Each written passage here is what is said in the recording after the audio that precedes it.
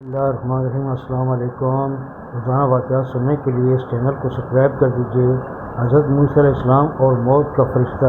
حضرت ابو ہریرہ رضی اللہ تعالیٰ کہتے ہیں کہ رسول صلی اللہ علیہ وسلم نے فرمایا، جب موسیٰ ابن عمران علیہ السلام کی موت کا وقت قریب آیا تو ان کے پاس موت کا فرشتہ حضرت اسرائیل علیہ السلام آیا اور کہا، اپنے پروردگار کی طرف سے پیغام اجل کو قبول فرمائیے، یعنی آپ کی روح قبض ہونے کا وقت آ پہنچا ہے، وصل اللہ ہونے کے لیے تیار ہو جائیں۔ آپ صلی اللہ علیہ وسلم نے فرمایا، حضرت موسیٰ علیہ السلام نے یہ سن کر فرشتہ موت کے تماشا رسید کر دیا جس سے اس کی آنکھ پھوٹ گئی۔ آپ صلی اللہ علیہ وسلم نے فرمایا، موت کا فرشتہ دربار الہی میں واپس گیا اور عرض کیا، اے پروردگار، تو نے مجھے قبض کرنے کے لیے اپنے بندے کے پاس بھیجا جو موت نہیں چاہتا، اور یہ کہ اس نے تماشا رسید کر کے میری آنکھ بھی پھوڑ دی ہے۔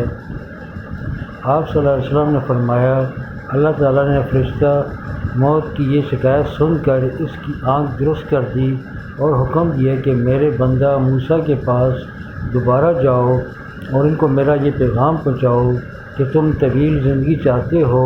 اگر تم طویل زندگی چاہتے ہو تو کسی بیل کی کمر پر اپنا ایک ہاتھ یا دونوں ہاتھ رکھ دو، تمہارے اس ہاتھوں کے نیچے جتنے بال آئیں گے ان میں سے ہر ایک بال کے عوض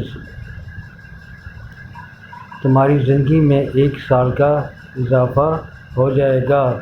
فرشتہ دوبارہ حاضر ہو کر حضرت موسیٰ علیہ السلام کو اللہ تعالیٰ کا یہ پیغام سنایا تو انہوں نے کہا، اس طویل زندگی کا بھی آخری نتیجہ موت ہی ہے، تو پھر وہ آج کیوں نہ ہو؟